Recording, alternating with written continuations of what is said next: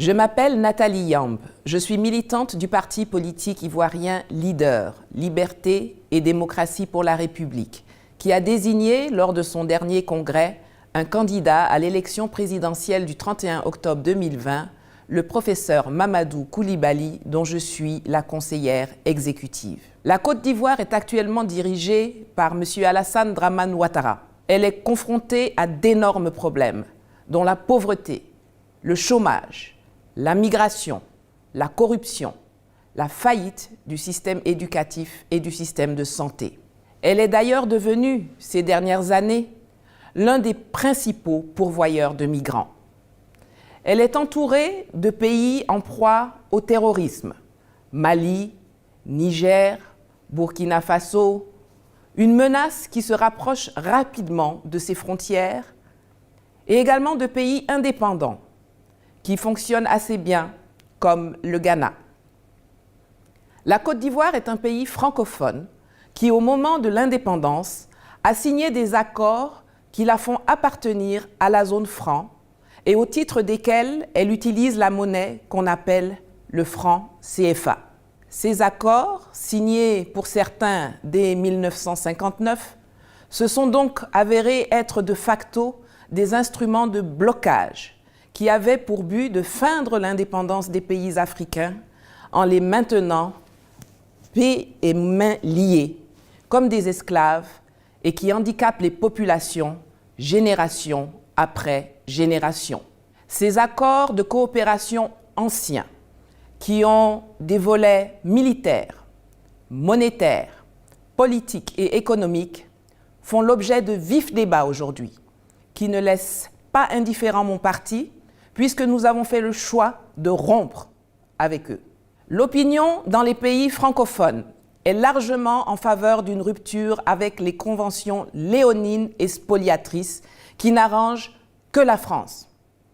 Ce n'est pas par hasard si dans le monde, aucun pays colonisé par la France n'a accédé au développement à ce jour. La France, en la matière, ne sait pas faire, elle veut tout pour elle, uniquement et exclusivement.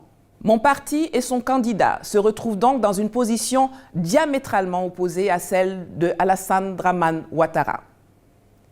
Le professeur Coulibaly dit qu'il faut rompre avec cette tradition coloniale protectionniste, tandis que le président de la République actuelle, lui, veut à tout prix préserver les intérêts et l'exclusivité de la France dans les domaines stratégiques. La particularité du franc CFA, au-delà de ses aspects techniques et iniques qui sont aujourd'hui connus, à savoir l'obligation de déposer 50% des devises sur un compte d'opération au Trésor public français, le droit de veto de la France au sein des banques centrales d'Afrique de l'Ouest et du Centre, l'arrimage au franc français, puis à l'euro, l'impression des billets en France, et qu'il sert également d'officine de renseignement pour la France. À travers lui, elle est au courant de tous les projets que la Côte d'Ivoire et les États membres entreprennent avec d'autres partenaires et elle intervient régulièrement pour les faire échouer ou alors tout simplement pour exiger de faire partie du deal. Ce mécanisme de surveillance et d'interférence empêche donc un partenariat gagnant-gagnant avec d'autres pays, comme par exemple avec la Russie. Le président français Emmanuel Macron se montre très agacé par la montée en puissance de ce discours d'indépendance et non anti-français, comme certains se plaisent à le présenter. Et dans sa colère, il a interpellé les responsables des pays francophones en général et ceux d'Afrique de l'Ouest plus particulièrement à museler les voix politiques ou de la société civile qui, dans leurs pays respectifs, continue de tenir un discours non favorable aux politiques françaises menées. Il a également sommé, lors du dernier sommet de l'OTAN, les présidents des pays du G5 Sahel de venir en France le 16 décembre 2019 pour réaffirmer officiellement leur attachement à la présence de l'armée française au Sahel et aux bases militaires françaises en Afrique. Pour exécuter l'instruction d'Emmanuel Macron, le président de la République de Côte d'Ivoire a décidé de frapper mon parti en me faisant expulser du pays, au prétexte que je ne suis pas ivoirienne, que j'émets des critiques acerbes contre le gouvernement et les autorités et que je trouble l'ordre public.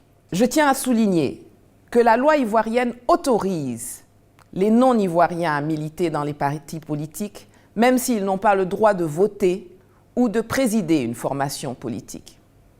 D'ailleurs, M. Ouattara lui-même est entouré d'une pléiade de conseillers non-ivoiriens dont l'influence sur les affaires intérieures du pays est autrement plus importante que la mienne. J'en veux pour exemple M. Sarkozy qui représente la Côte d'Ivoire au Qatar. Mon parti étant à la pointe de cette contestation que M. Macron veut faire taire, et après le retentissement mondial que ma prise de parole lors du sommet et du forum Russie-Afrique de Sotchi a eu, j'ai échappé à une tentative d'enlèvement par la police dans la soirée du vendredi 29 novembre 2019. Je me suis rendue à elle avec mon avocat 48 heures plus tard pour y être détenue pendant 11 heures de temps sans avoir eu le droit de manger. Le 2 décembre 2019, après avoir été illégalement séparée de mon avocat, sans avoir eu l'occasion de prendre mes affaires, sans qu'on ne m'ait remis une copie du procès-verbal d'audition, de l'arrêté d'expulsion ou de sa notification, toutes ces précautions empêchant naturellement un recours juridique, j'ai été mise dans un vol Air France en direction de Zurich, en Suisse, via Paris, comme les esclaves à l'époque. Mais n'en déplaise à messieurs Macron et Ouattara, rien n'a fondamentalement changé pour moi, car même si je ne suis plus à l'intérieur du pays pour battre campagne sur le terrain, je continue et je continuerai à travailler pour leader de là où je me trouve.